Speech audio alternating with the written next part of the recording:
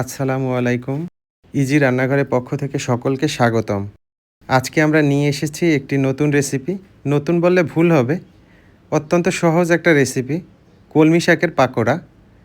আমি এই রেসিপিটা আপনাদের সাথে শেয়ার করছি। কিভাবে মজাদার এবং সুস্বাদু করে এই রেসিপিটা আপনারা বাসায় খুব সহজে তৈরি করতে পারেন, সেই উপকরণগুলো আপনাদের সাথে আমি শেয়ার করব।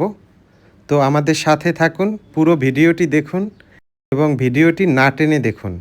অনুরোধ রইল, ভিডিওটি না টেনে দেখুন, আমাদের সাথে থাকুন এবং দেখতে থাকুন আমরা কি কি উপকরণ ব্যবহার করেছি। শুরুতে আমি নিয়ে নিয়েছি কলমি শাক। এখানে আমি ১ মুঠো পরিমাণ কলমি শাক নিয়েছি।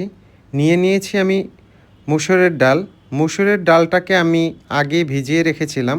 এখন আমি এটাকে ব্লেন্ড করব। সাথে দিয়ে দিলাম আমি আদা। এখানে আমি ৩-৪ টুকরা আদা নিয়েছি। এগুলো আগেই কুচিয়েছিলাম। এই যে দেখেন, আমি পেস্ট করে নিয়েছি মুসুরির ডাল এবং আদাটাকে। দিয়ে দিলাম আমি কুচানো ধনিয়া পাতা, দিয়ে দিলাম আমি কুচানো পেঁয়াজ, দিয়ে দিলাম আমি কুচানো কাঁচামরিচ, একটু ঝালমরিচের গুঁড়া দিয়েছি, দিয়ে দিচ্ছি আমি পরিমাণ মতো লবণ, দিয়ে দিচ্ছি আমি হলুদের গুঁড়া। এখন আমি এর সাথে আরও অ্যাড করব চালের গুঁড়া। এখানে আপনারা চালের গুঁড়ো একটু ব্যবহার করুন, বাইন্ডিং ভালো হবে এজন্য, আর ক্রিস্পি হবে। এখানে আমি আরও দিয়ে দিলাম কলমি শাকগুলো। এখন এগুলোকে খুব ভালো করে আমি মেখে নিব। আপনারা চাইলে এখানে জিরার গুঁড়োটা ব্যবহার করতে পারেন, বা চাট মশলা যদি কারো কাছে থাকে চাট মশলাটা ব্যবহার করতে পারেন। চাট মশলার একটা সুন্দর ফ্লেভার আসে। তো চুলায় একটা প্যান বসিয়ে দিলাম আমি।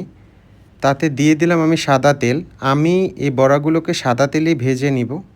তো দেখেন আমি এক এক করে দিয়ে দিচ্ছি। এবং এখানে আপনারা চাইলে অনেক ছোট করে দিতে পারবেন। বিভিন্ন সাইজ বা বিভিন্ন যেভাবে আপনার ইচ্ছা সেভাবেই আপনি পাকোড়াগুলোকে ভেজে নিতে পারবেন। তো আমি এভাবে ভেজে নিচ্ছি।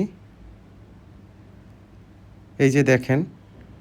আর এটা চালের গুঁড়োটার কারণে, বিশেষ করে চালের গুঁড়োটা যখন আপনি মিশাবেন এর কারণে প্রচুর পরিমাণে ক্রিস্পি হবে।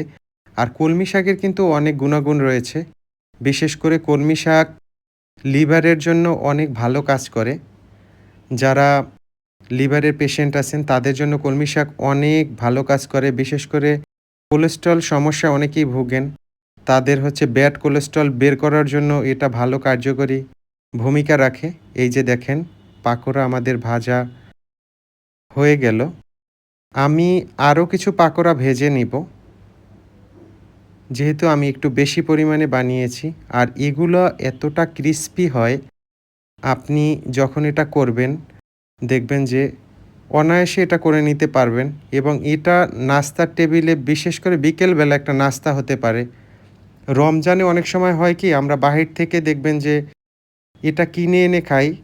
বিভিন্ন শাক দিয়ে যে পাকোড়াগুলো বানানো হয় সেগুলোর মধ্যে দেখবেন যে বালু থাকে, ভালোভাবে ধোয় না।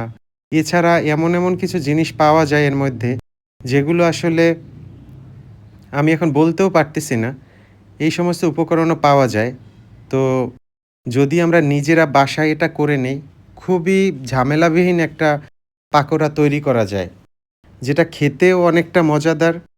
এবং সবথেকে বড় কথা আপনি নিজ হাতে তৈরি করে দিয়েছেন। আর বাচ্চাদের হয় কি, অনেক সময় বাচ্চারা সবজি তো খাবে না, শাক তো খাবে না। তো তাদেরকে খাওয়ানোর জন্য আপনি এই পদ্ধতিটা অবলম্বন করতে পারেন।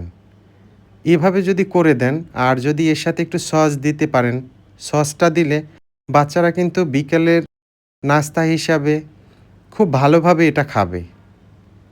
আর বিশেষ করে এটা চালের গুঁড়োটা দেওয়ার কারণে ক্রিস্পি হয়, অনেক বেশি ক্রিস্পি হয়। ইটটাকে আমি একটু লাল লাল করে ভেজে নিলাম। এখন এগুলোকে আমি তুলে নিব। কলমি শাক কিন্তু ক্যান্সার প্রতিরোধী হিসাবেও কিন্তু কাজ করে। বিশেষ করে যারা ক্যান্সারের পেশেন্ট রয়েছেন তাদের জন্যও এটা খাওয়া অনেকটা উপকার বয়ে আনবে। তো এই যে দেখেন, হয়ে গেল আমাদের কলমি শাকের পাকোড়া। এখানে আমি একটা সসের সাথে পরিবেশন করেছি এবং সস দিয়েই আমরা এটা খেয়েছিলাম।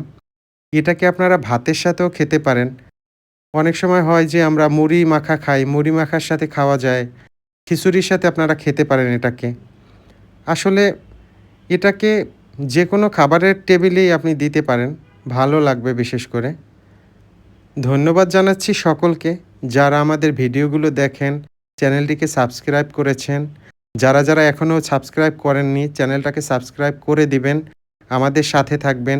প্রতিনিয়ত আমরা চেষ্টা করি নতুন কোনো ভিডিও, নতুন কোনো রান্না, নতুন কোনো রেসিপি আপনাদের সাথে শেয়ার করার জন্য।